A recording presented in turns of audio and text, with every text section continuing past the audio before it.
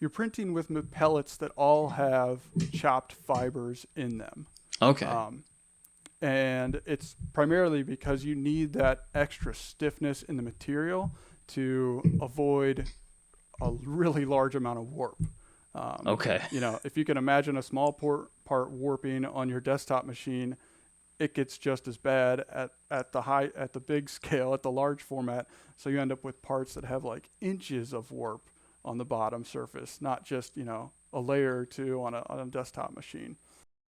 Hello there, Internet, and welcome to the 3D Print Authority podcast. This is a place where we come together to have a transparent and no BS conversation about the world of 3D printing and technology. My name is Adam Fosnot. I'm a mechanical engineer, and I have been fascinated by 3D printing for as long as I can remember. Let's get started. Okay, to kick things off, Doug, could you introduce yourself to the audience?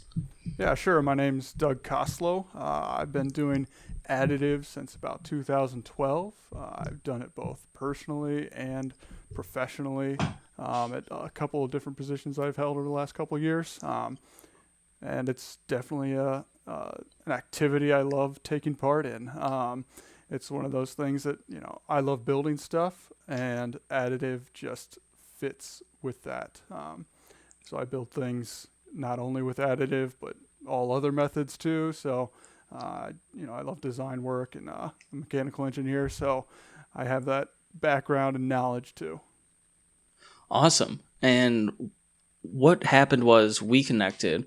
You applied to be a guest on the podcast, and after connecting a little bit, you have this experience in what I would call ultra large format, Okay. 3D printing. Large format being like a couple feet by a couple feet. Sure.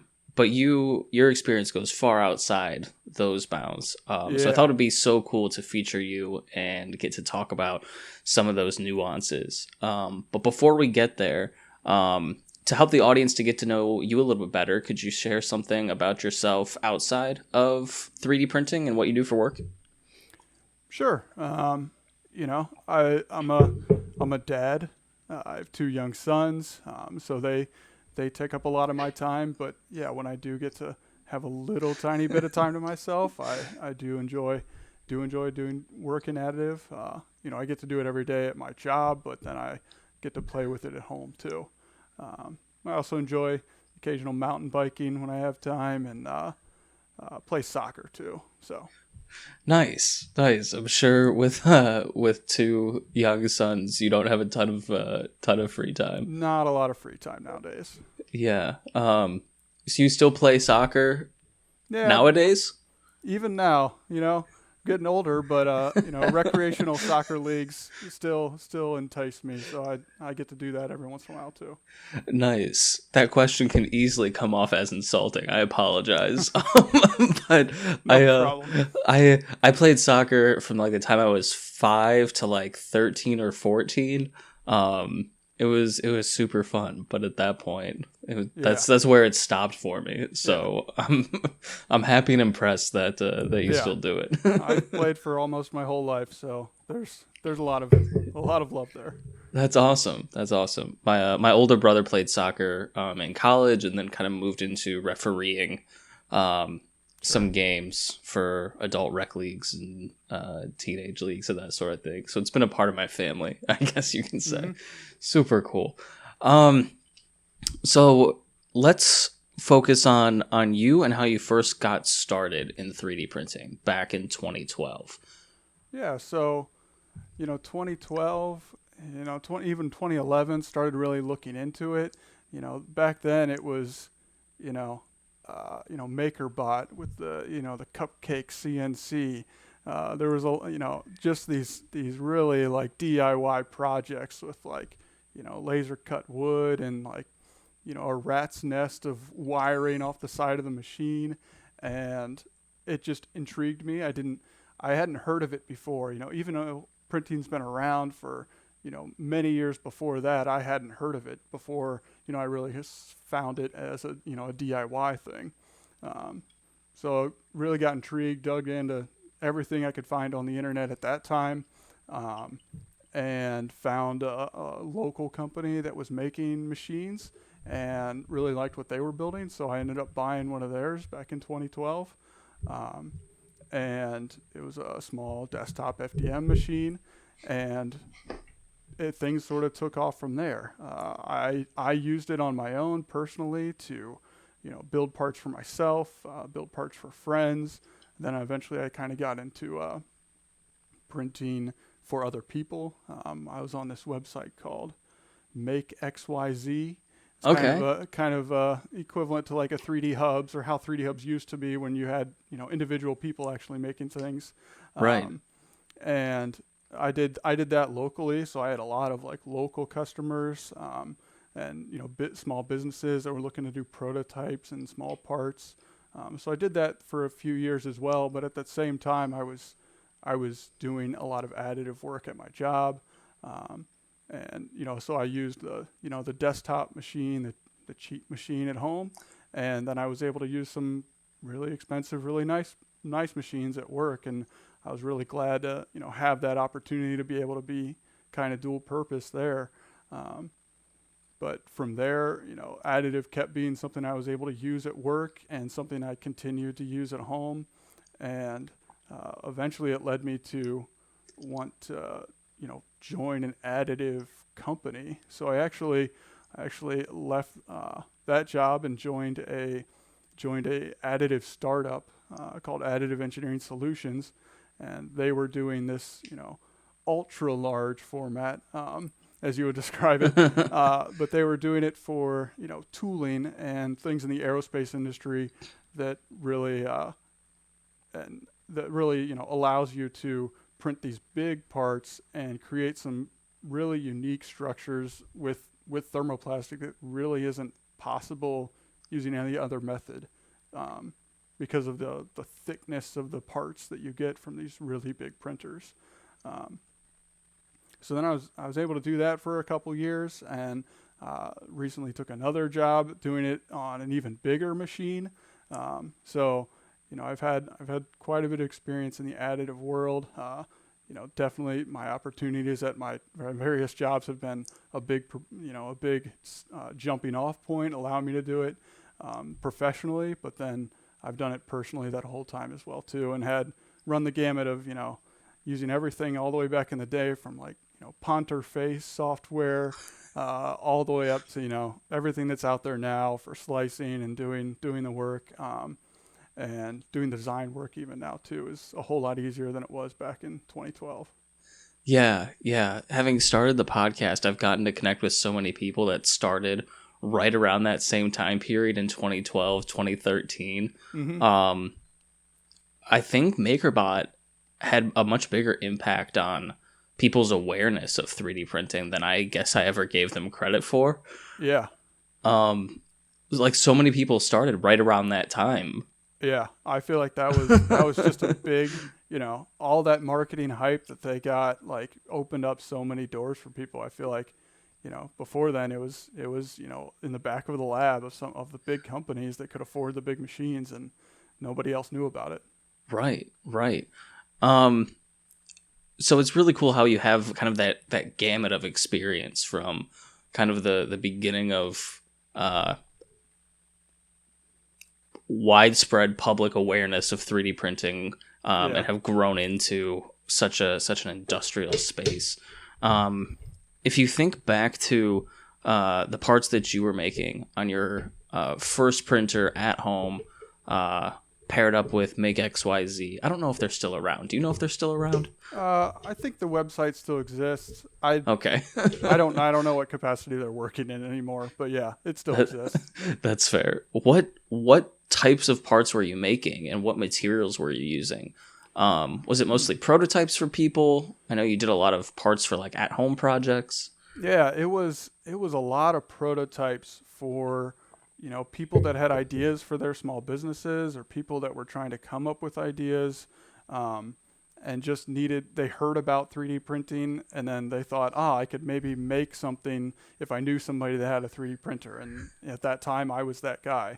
But yeah, I used PLA a little bit in the beginning, but I actually jumped into using ABS pretty early on.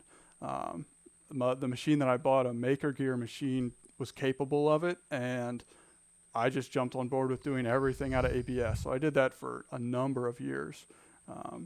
And, since then I've gotten into the more, high-tech filament, the carbon-filled stuff, the other materials. But, for a number of years, I ran ABS almost exclusively. Gotcha. Do you still use the Maker Gear machine? Do you still have it? Oh yeah, I actually have 3 of them now. Oh, no way. The original one, and then I bought a second one on eBay, and I've got their new independent dual extruder machine now too. Okay, cool. I've heard good things about those, and I'm always curious to hear like how someone's printer has progressed from 2012 onward. Yeah. Yeah. I mean, I've looked at other machines, but I've always gone back to like they're built like tanks. I mean, they used to be like workhorse of like 2016 or something on 3D hubs, because they're solid steel frames with linear rails, and they've been that way since 2012. Yeah. So I have like 3 of the exact same machine. So I've never like upgraded on size, just like they've upgraded some of the components and made them nicer, but rock solid build platform, really. Yeah. Okay. That's really cool to hear. I've always seen them, but been kind of skeptical. But I know people that have had them, I guess a lot like you, are big fans. But moving on from there, your first job with the 3D printing service, with the ultra large format machines, how big were those machines, and what was the learning curve like when you started going from the at-home machines to those larger ones? Sure. I'd say, the machines that Additive Engineering Solution uses are Cincinnati BAM machines. Okay. Those machines range in size. They have a couple different versions of them available. But the machines I was printing on had a 12-foot X dimension, 5.5-foot Y, and either 6 or 8 feet tall in Z. So it was a build flat platform that you could walk out onto, stand on, move around on, and there'd still be a 1,000-pound part sitting in the middle of the platform with you walking around it. So, oh my gosh. So they, that's sort of the scale. It's a whole nother scale than what you're used to at the desktop size. And there's a lot of things that go into designing for that and doing things differently at the large scale than you can really do at the small scale. But that was the first introduction that I had really to the big machines. And my experience with the smaller FDM machines and understanding how to design for FDM in general, I'd say gave me some experience, a leg up in understanding, but you really need to have like another level of plastic processing understanding in order to operate these large machines well. Okay. The extrusion screws that are used are just the same as the screws that are used in injection molding, or just the same as used in the screws that are used to produce filament. Okay. But now you've got one of those giant screws mounted on your gantry on your machine. So you've really got to have like another kind of level of understanding of just plastic processing. How much heat needs to go into the plastic. How it processes through a screw differently than, you just turn a hot end on a small machine and it gets hot, then you just force filament through it. You kind of have to take things with a little more caution and just a little more understanding of how the process works with a screw than you do with filament. Okay, you're mentioning a screw. So these machines all have printed with pellets, no filament. Yes. Do you want to be a guest on this podcast? If so, go to 3dprintauthority.com/forms to apply. Thanks. Yes, so the big machines all print with pellets. The BAM machine, there's really 3 manufacturers in the U.S. that do these large format machines. Okay. Cincinnati, Thermwood, and Ingersoll all have big machines that are print with pellets. There's a couple companies in Europe as well that do big machines that print with pellets too. So Okay. Yeah, I'm familiar with Cincinnati, and I feel like that's the name that comes up most for me. okay, But Thermwood and Ingersoll, I hear here and there. okay, So it's really informative for me to hear you just kind of like name them off the cuff of exactly who they are, where they're sure, located. Super yeah, yeah. cool. Um, what material are these machines typically using? I'm assuming it's not PLA. It's got to be Well, something a little higher end. well, in general, yeah, you're printing with pellets that all have chopped fibers in them. Okay. Um, and it's primarily because you need that extra stiffness in the material to avoid a really large amount of warp. Okay. If you can imagine a small part warping on your desktop machine, it gets just as bad at the big scale, at the large format. So you end up with parts that have like inches of warp on the bottom surface, not just a layer or two on a desktop machine. Um, so, but the materials that are used are the same types of materials. You can use ABS.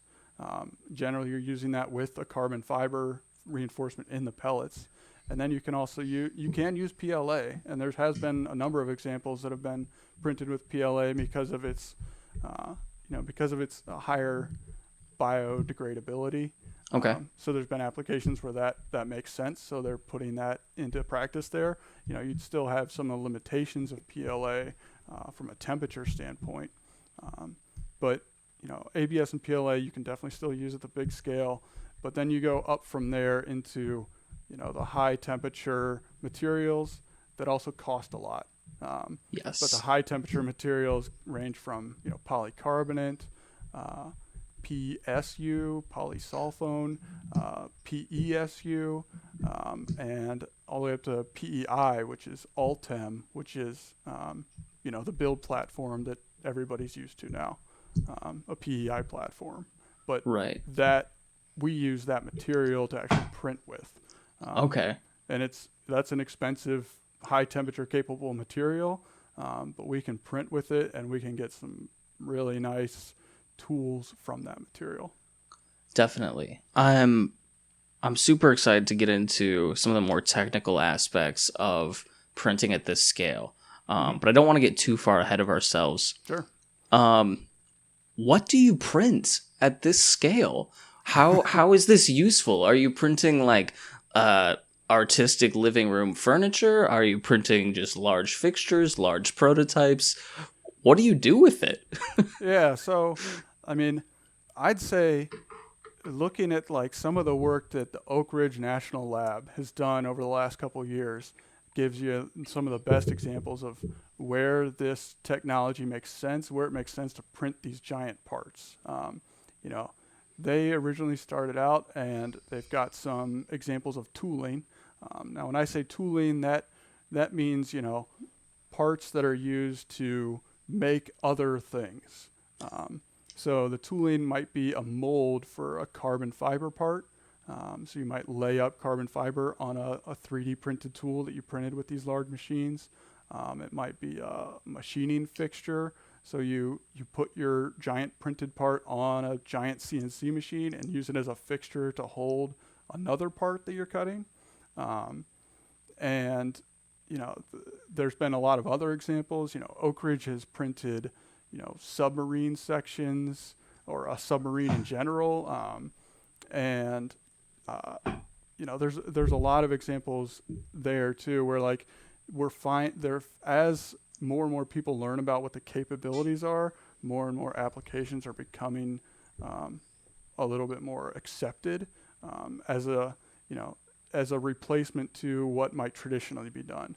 So in a lot of the composites industry, it's a lot of work to build different composite parts. You generally need, a master that's going to allow you to make a mold. And then from the mold, you can make additional composite parts like a fiberglass or a carbon fiber part. But then you need an autoclave or a big oven to cure that part. So there's all this infrastructure that has to go behind a typical composite part. And printing things out of these thermoplastics with the reinforcement allows you a whole nother material that could be an alternative to some of those composites, or be, the thing that makes the tooling aspect of doing the composite work a whole lot easier.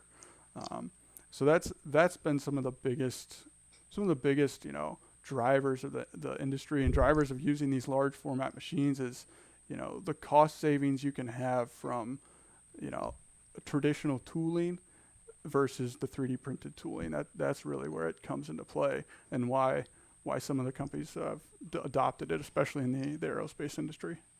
Yeah, let's try to dig into.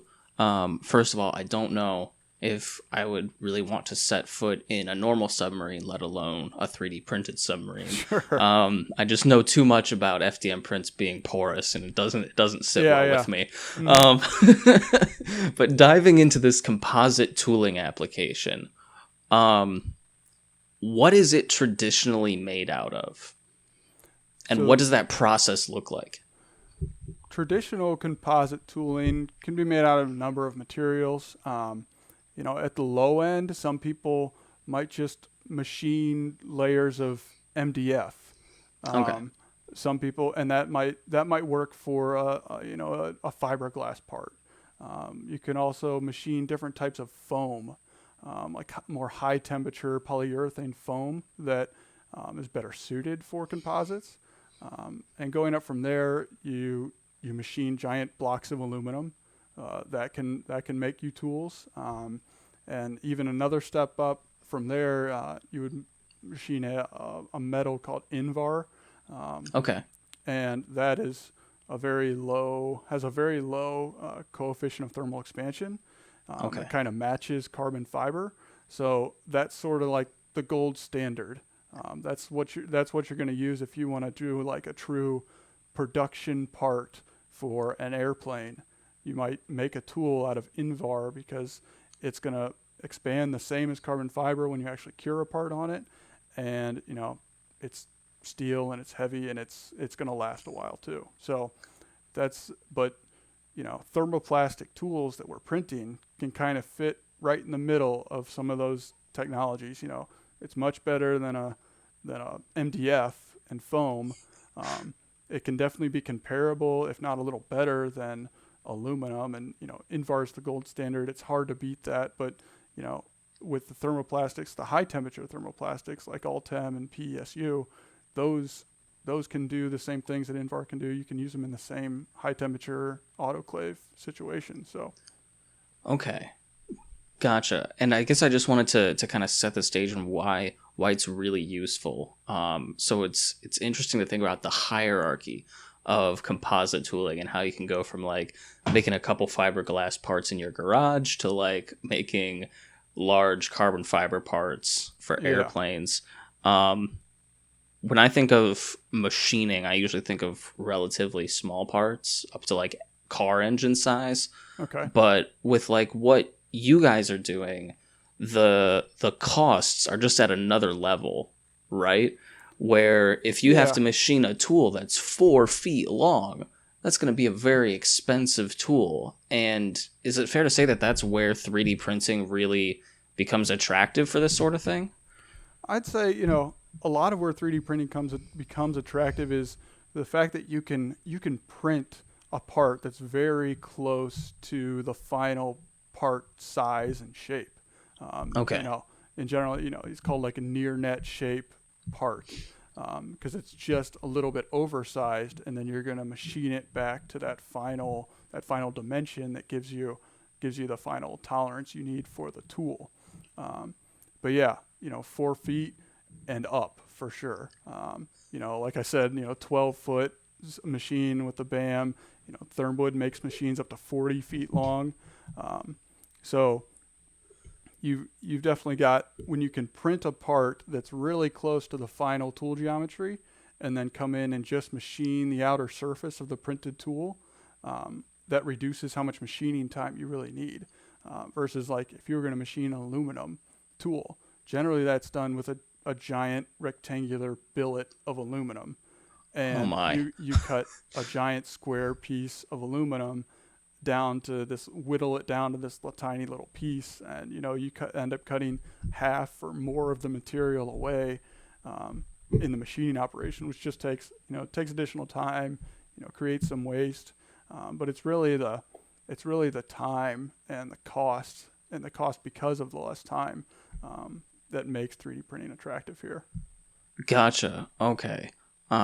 Sometimes when people try to make the 3D printing is faster argument, in my experience, it falls apart because it's like, oh, well, if I need something the size of a softball, I'll just take it over to the mill and I'll make one. Sure. But when you're talking about milling something that's 12 feet long, that's substantially more machine time. And so I can kind of wrap my head around how the near net shape really makes sense. Yeah, and it really comes to that, whether you're cutting away a full billet and you have to cut half the material away, or on a large 3D printed part, generally you might be cutting, half that outer bead width away, which could be, a quarter, maybe half an inch. So you're only cutting this small surface off the outside of the part, and you're not really, and then and because it's plastic and it's not a metal, you can actually cut it faster. Mm-hmm. So I don't know if you know these numbers off the top of your head. If you do, I'd be super impressed. Okay. But so we've got a 12 by 2 by 2 foot aluminum billet, and we want to chop it down into an airfoil looking thing for some composite tooling. Okay. I'm thinking that's weeks of machining, certainly days of machining, right?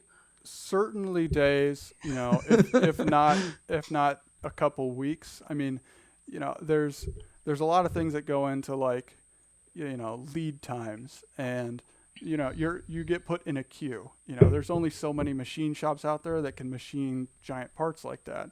So you've got to find the right partners to to have somebody have the machine that can do what you need, and then you need to get in their queue because they've got other jobs, other customers ahead of you. So that drives some of the time initially, but then actual machine time still can take a while, and that's really what you're able to save is if you have the machine yourself. You can print parts very quickly. Relatively speaking, I guess. When we think of small desktop parts, printing something fast means something a little different than printing something fast on a large format machine. But yeah, once the part's printed, the machining takes longer than the printing, but it's not nearly as long as if you're cutting from billet. Sure. Do you have an idea of the lead time for a large aluminum tool? Not generally. I would say, it's an unfair question because we came here to talk about 3D printing. Yeah, I mean, multiple weeks. If you're getting up there into 8+ weeks, that's probably a fast lead time in some cases for sure. I'm sure there's instances where parts take much longer than that. Gotcha. If anyone out there sees this episode and you are in charge of procurement of large composite tools, please leave a comment and let me know what your lead times are like. I'm very, very curious, or shoot me an email. I'd love to know. Anyway, looking at these large machines, the first question that comes into my mind is the bed heated? Hey there, it's Adam. If you're enjoying this video, could you go ahead and tap the like button? It's totally free for you, and through the magic of internet algorithms, it will help more people see the podcast. Thanks. So, some of the machines have heated beds, some of them don't. Okay. The Cincinnati BAM machine, they have a heated bed. Their bed is heated, and then it also has vacuum to actually hold down the build surface that you're building on. So kind of like you use like a magnetic build surface on a small machine, they just use vacuum to hold down that build surface.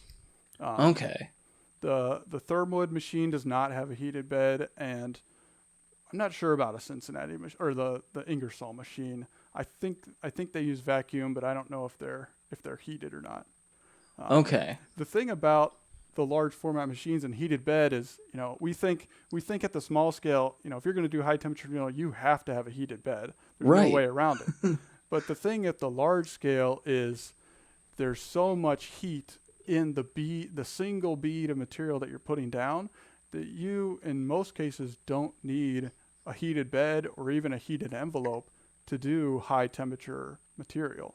So Really? you can print, Ultem without any extra heat being input into the system or into the part from the outside, because the bead of material you're laying down is so large, it stays hot for so long that you can maintain enough heat as you're printing that it doesn't need the additional heat from like an enclosed chamber or a heated bed.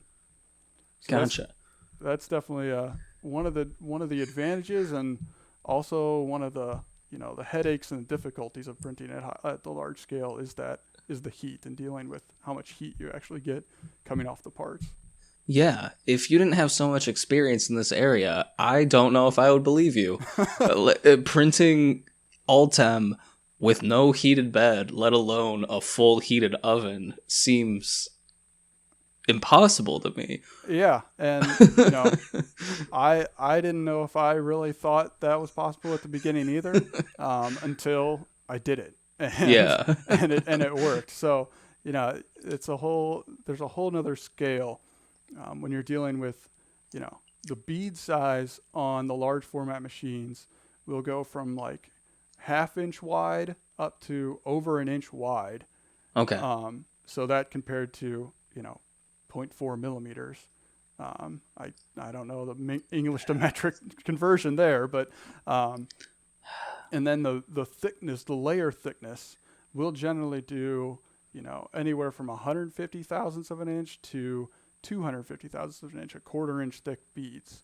Okay. So that versus your standard 200 micron layer.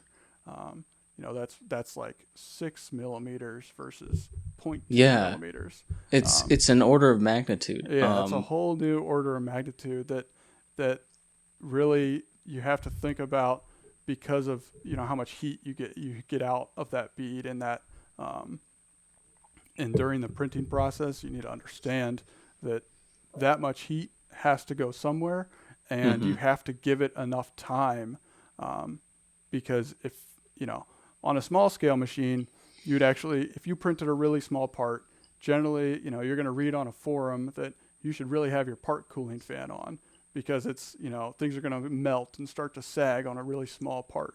But it's kind of going up to the large scale. You don't have a cooling fan either. We're not using that at the large scale. But there's so much heat in the part, the failure mode where the part's just too hot and everything starts to sag is something you're always concerned with at the large scale, because the parts are so hot and they stay hot for so long because they're big and they have so much mass. Gotcha. Okay. So no heated bed, no part cooling fan. Nope. How is the machine driven? Is it ball screws? Is it belts? A lot of them are a rack and pinion type design. Okay. Which is typical for larger machines. I think that method's a little bit easier when you get really big. Sure. Some of them have like ball screw driven Z axes, but X and Y are generally either a rack and pinion or even like linear motors. Cincinnati uses linear motors on their machines. Gotcha. So awesome. So when it comes to the printed part itself, you're going to lay down, I'm thinking, a thin sheet of plastic that gets vacuumed on the bed. Yeah, that's generally what's done there. For the Cincinnati machine, that's what generally you're going to do, and you can put that down any type of plastic you want as that first surface to print onto. Thermoid actually has a different system that they use. They call it a bead board, and I'm fairly certain it's patented. So the information's out there, but it's essentially plywood with pellets from the thermoplastic you're printing sort of glued to it. Okay. So they get glued to that plywood surface, and then you print directly onto those pellets. Okay. And then you get adhesion from that. It's not something I've never seen used at a smaller scale, but you do get good adhesion from kind of the mechanical roughness of the board Yeah. with pellets on it, and then you get some adhesion from just those pellets kind of melting into that first layer. Yeah. I'm sure they put a lot of thought behind it, but thinking about a large sheet of plywood, like throw some spray glue on there and then dump pellets on is so funny to me. Yeah, I mean, when you go to such bigger scale, you need to think about materials and how you select things completely differently. Like, Yeah. if you're going to try to cover a 10 by 40 foot bed with a PEI surface, that's a lot of money to lay down for a giant sheet, and it's not as reasonable or as economical as it could be. So sometimes they have to come up with completely different solutions at a bigger scale. Sure, there's no 40-foot build tack that you can just go buy online and throw on your print bed.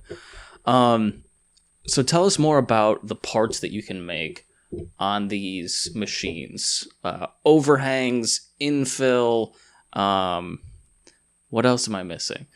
Yeah, sure. I'll grab a drink here real quick. Sure.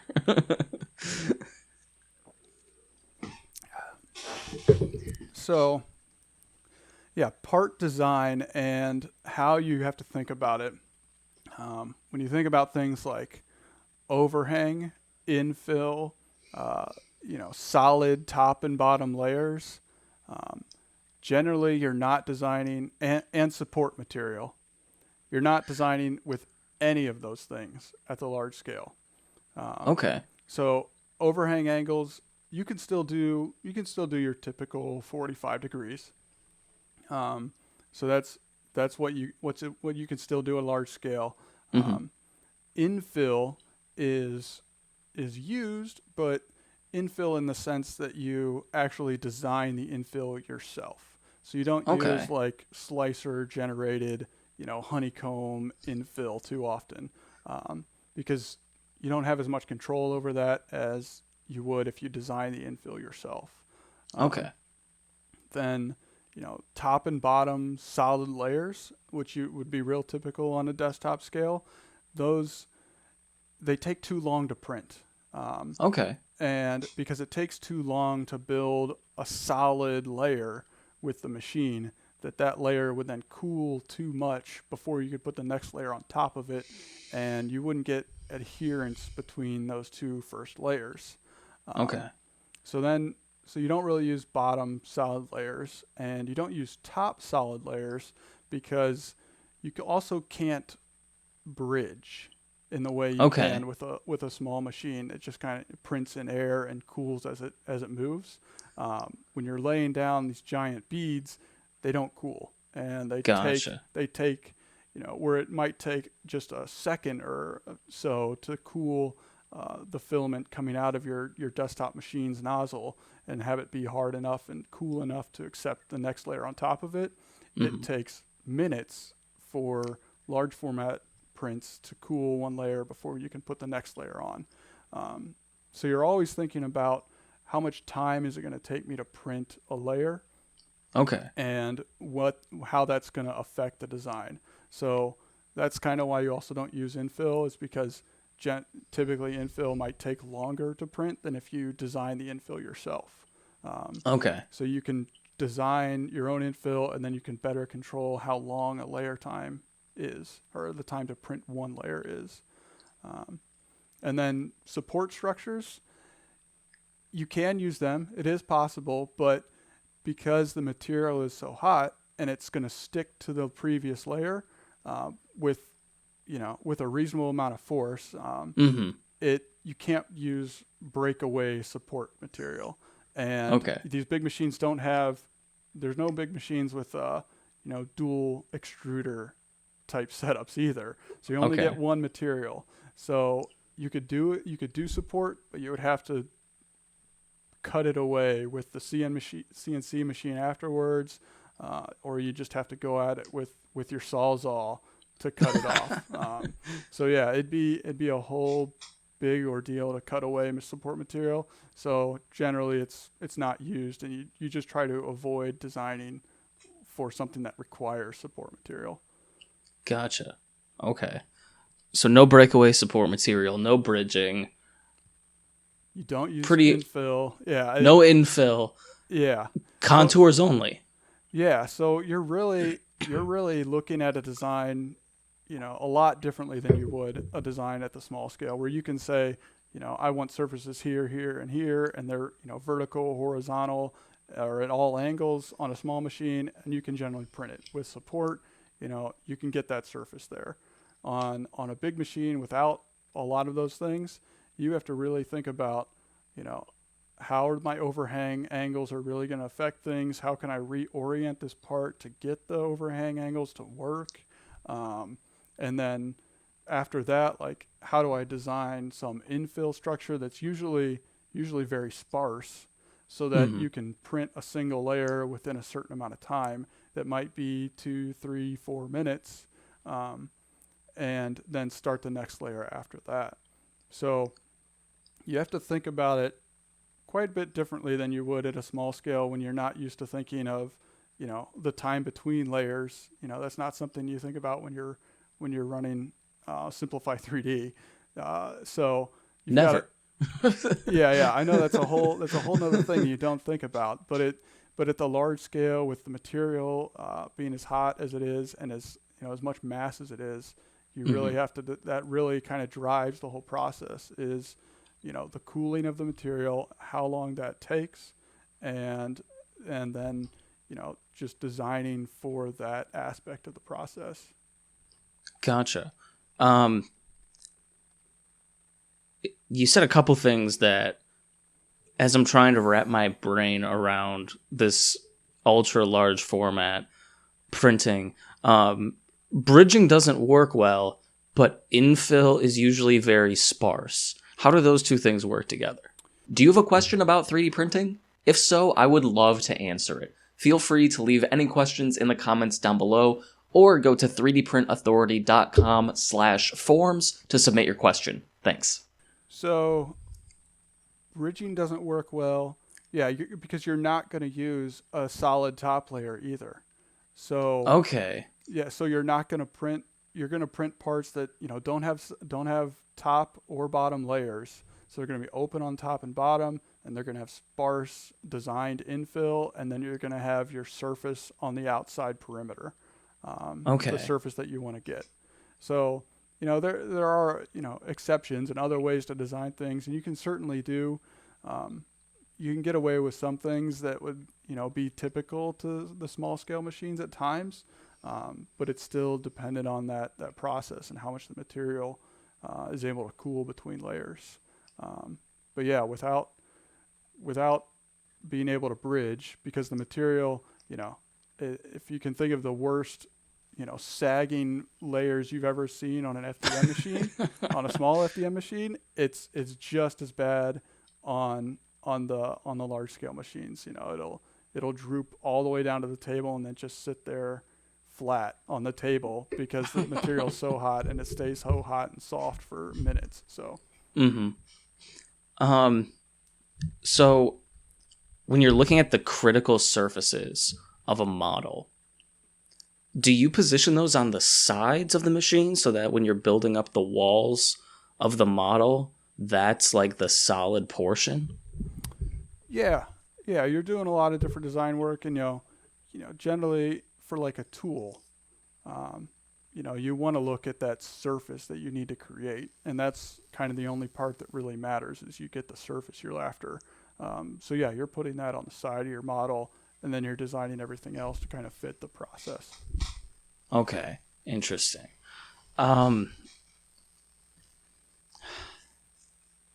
Sorry, I'm just trying to wrap my brain around this. Yeah, it's a whole different way to kind of approach it. I mean, I've known the desktop scale and now this large scale for a couple years now, but you've got to think about it. You've got to think about it differently, and it's hard to wrap your brain around if you haven't really thought, I can't use like all of the normal things I would use at a small scale at the large scale. So you gotta just design a little differently and look at things with a little bit sharper eye, I guess.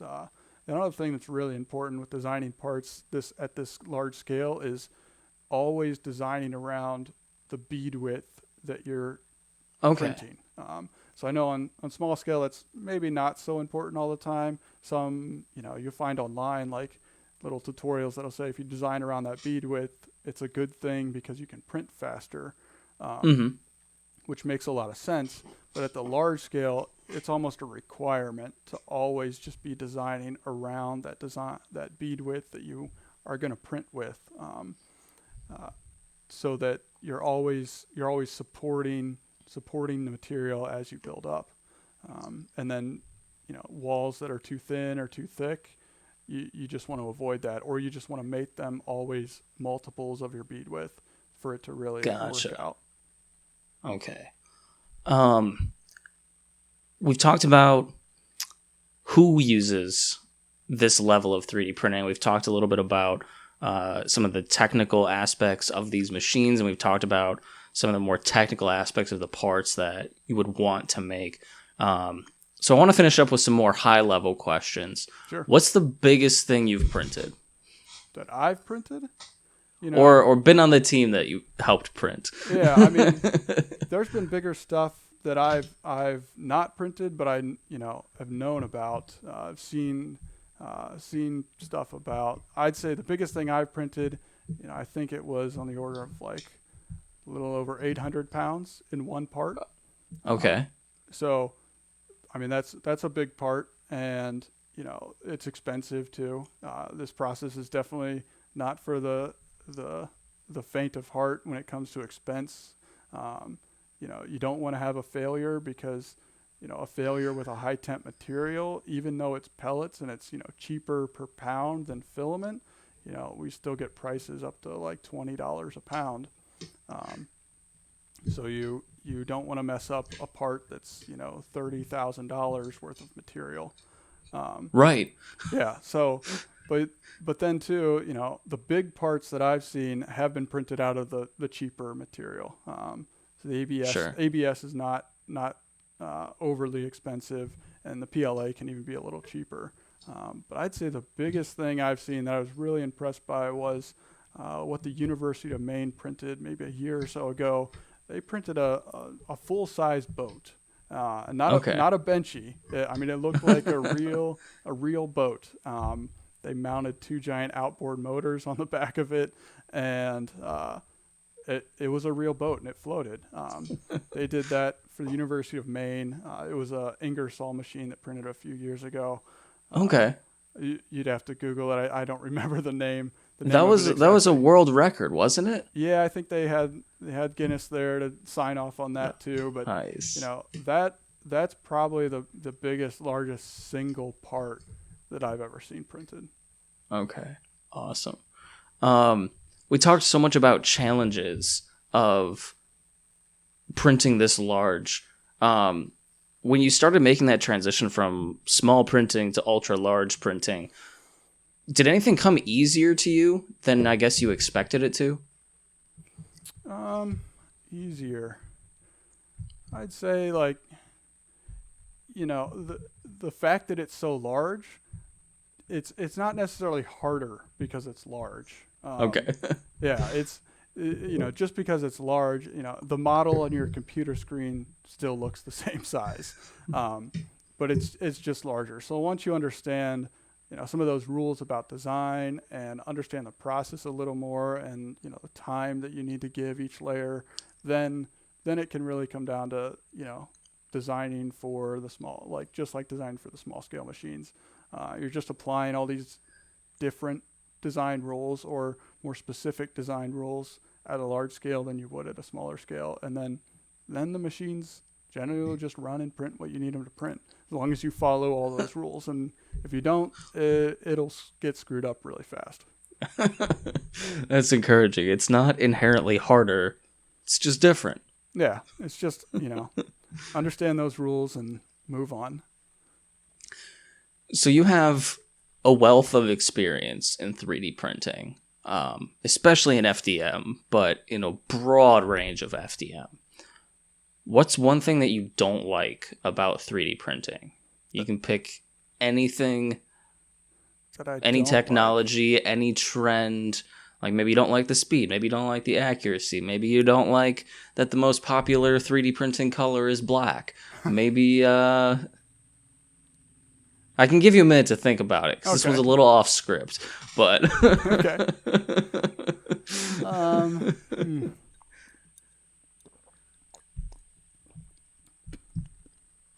I guess, the thing that I don't particularly like about maybe 3D printing as an industry is, the hype that it gets from people that don't really know what they're talking about. And that goes back to the no BS conversation. Sure. You read our articles quite often, and it's hyped up about some medical application or some new technology that is just it's really just like a reapplication of something that was done 4 years ago or something. When I read those articles, I'm like maybe we can move on from this, but that type of thing. I really like getting into the more some of the more technical stuff. Some of the stuff that I really like about what I see in the future of 3D printing is like some of the composites work. So the printed composites. So think the Mark Forge machine that can put down the continuous composite. There's actually quite a few companies out there now doing things like that. I always like reading those articles and learning more about what they're doing, because I really see that as something that could be really beneficial too. Gotcha. That was actually my next question. You kind of beat me to it. Sorry. No, it's okay. You're welcome to expand on it, or you can pick a different answer too. Outside of what you do on a day-to-day basis, what's one thing that you're really excited about in 3D printing?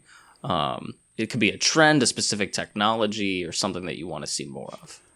I'd say, a lot of the stuff that I've seen recently, what I want to see more of is people really focusing on 3D printing as the manufacturing process from the very beginning, like when you're doing a clean sheet, brand new design, and really going through the process and trying to make it so that you come up with a design that is, fully 3D printed, and maybe you compare that to your design that uses other technologies or traditional technologies for whatever you're making. I think there's a lot more that companies and industry can explore when you think about, I'm going to 3D print every single part of my product, and I'm going to design it from the beginning to be 3D printed, and I'm going to build my entire manufacturing system around printing every single part that we make. I think there's more benefits in that than people have really figured out, or people really have tried to attempt yet.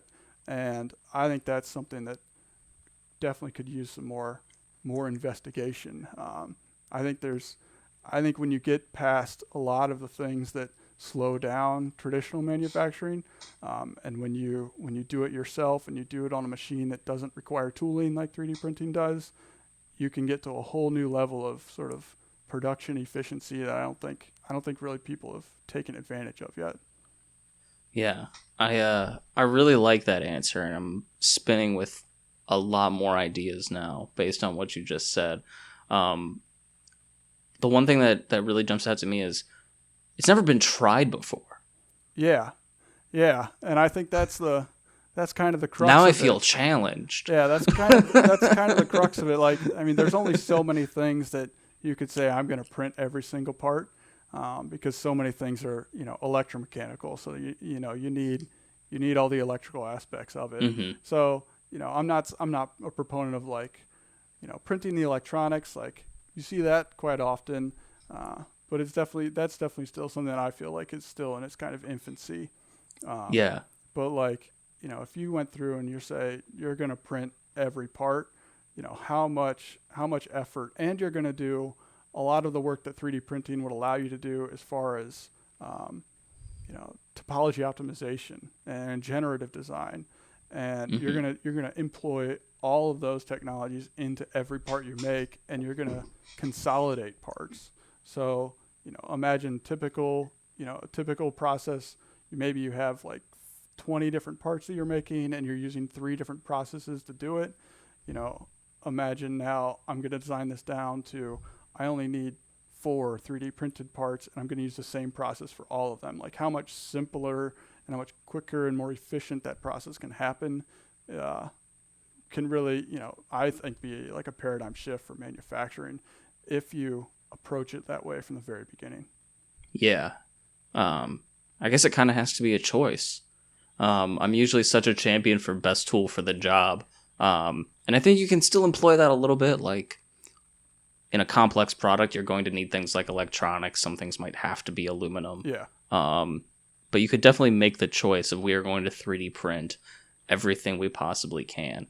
I think another key advantage is you can prototype with the same tool that you use for production. Mm-hmm. And so you can like really fine tune the geometry and the feeds and speeds of the machine to optimize it in a way that you can't do in larger format manufacturing.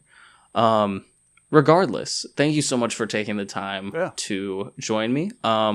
I'd invite you to share with the audience where they can find you, where they can learn more about your work, and if there's anything specific the audience should do from here, you're welcome to ask them to do so. Yeah, I mean, I'm just another engineer like a lot of probably of your listeners. I don't have a business or a website to really call out.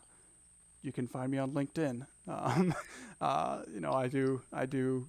That's my social media platform of choice, I guess. Probably be the best way to reach out. That is absolutely okay, Doug. Part of my goal with the podcast is to feature people that are doing awesome things with 3D printing, and I'm happy to share your knowledge and expertise. So I will put a link to Doug's LinkedIn in the description everywhere this video is live.